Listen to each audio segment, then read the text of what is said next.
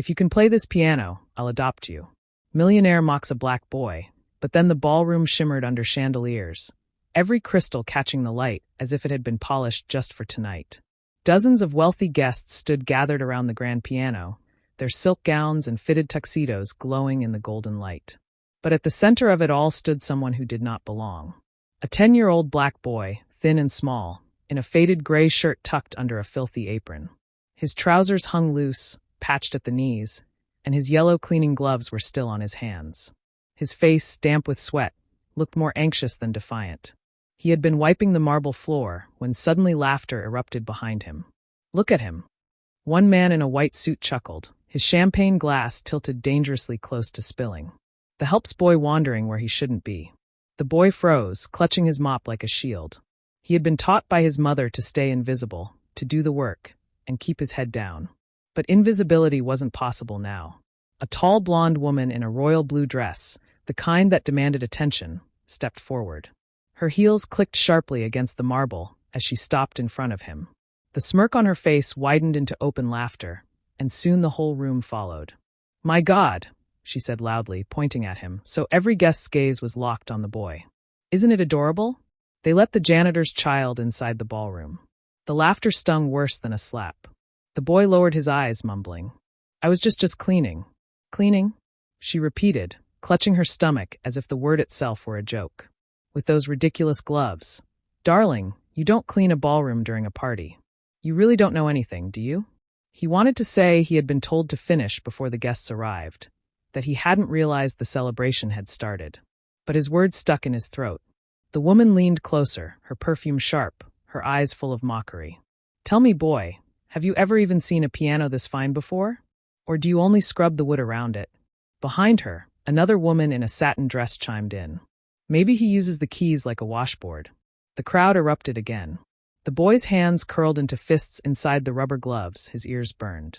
He had heard insults before on the streets from neighbors, from strangers who saw his mother cleaning, but never this loud, never this public.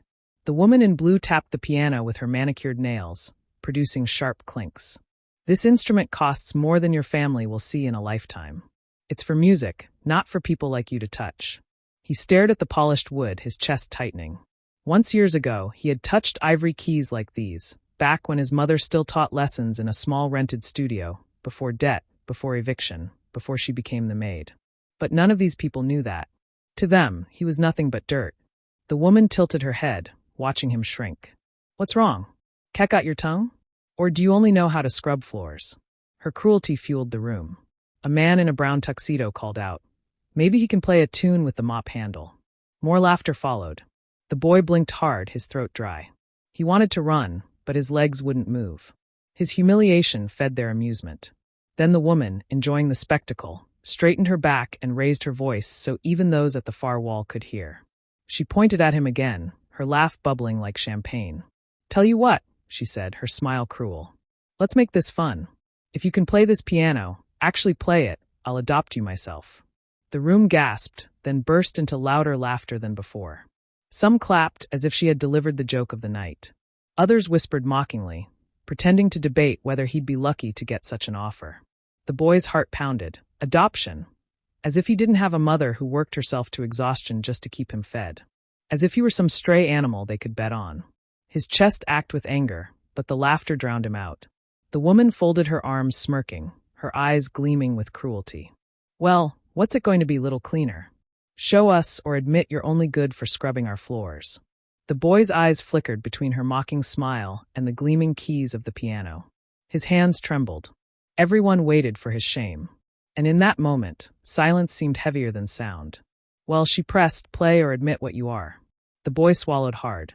His gloved hands trembled. Slowly, he tugged them off, stuffing the yellow rubber into his apron pocket. His bare fingers hovered above the keys. The crowd chuckled at the sight. "Look, he's serious." "A man, Jared. This is going to be good," another woman whispered, her tone dripping with sarcasm. The boy closed his eyes. For a moment, the ballroom disappeared. In its place, he saw a dim room, a second-hand piano, and his mother's gentle voice guiding his small hands. "Don't just press the keys, son. Feel them. Let them speak for you." His fingers pressed down, hesitant at first. A single note floated out, fragile and small. The guests chuckled, but then his hands moved again and again. The laughter began to fade as a melody formed, soft, deliberate, aching with emotion. The boy's back straightened. He played not for them, not for her mockery, but for his mother, for the hours she had sacrificed to teach him before life stripped everything away. The room, moments ago, thick with laughter, fell silent. The notes rose, filling the chandelier-lit hall with unexpected beauty. The woman in blue lowered her hand, her smirk faltering. She hadn't expected this. None of them had. By the time his small hands landed on the final chord, no one was laughing. The silence was heavy, reverent. And then, from the back of the room, a voice broke through. "Samuel." The boy jerked his head up. His mother stood in the doorway, her maid's uniform slightly wrinkled, her eyes wide with fear. She hurried forward, pushing past stunned guests until she reached him. She placed her hands on his shoulders, trembling. "I told you to stay in the service quarters." She whispered urgently, glancing around at the silent, watchful crowd. Then her gaze darted to the woman in the blue dress. She lowered her head quickly. "I'm so sorry, madam. Forgive him. Forgive me. There's no one at home to watch him tonight. I had no choice but to bring him. He insisted he could help clean, but I should have stopped him. Please forgive us." The boy's chest tightened at her words. She wasn't defending him. She was begging for mercy for both of them. The woman in blue tilted her head, still reeling from the unexpected performance. She tried to find her voice, but before she could, one of the men in white murmured, "That wasn't luck. That was skill." Another guest added softly, "He played better than any hired entertainer I've heard here." Murmurs spread. The boy stood silently, gripping his mother's hand, his heart pounding. The blonde woman forced a laugh, though it sounded thinner now. "Well, maybe the boy has some hidden talent. But don't forget," I said, "if he could play, I'd adopt him. And I don't take back my words." Gasps rippled through the room. The boy's mother palled, her lips parting in horror. "No, please," she said, her voice breaking. "He has a mother already. He is my son. I only brought him because I couldn't leave him alone. I work here to provide for him. He belongs with me." The guests shifted uneasily. The arrogance that had fueled their laughter minutes earlier now felt cruel, shameful. One older man in a gray suit spoke up. "Enough, Clara. This isn't entertainment anymore. You mocked a child and he proved you wrong. That should be the end of it." Clara, the woman in blue, stiffened, her cheeks burning. She had wanted to humiliate a poor boy, not be corrected in front of her peers. Still, the weight of their stares forced her to step back, her smirk finally gone. The boy clung to his mother, who stroked his hair, whispering, "You did nothing wrong, Samuel."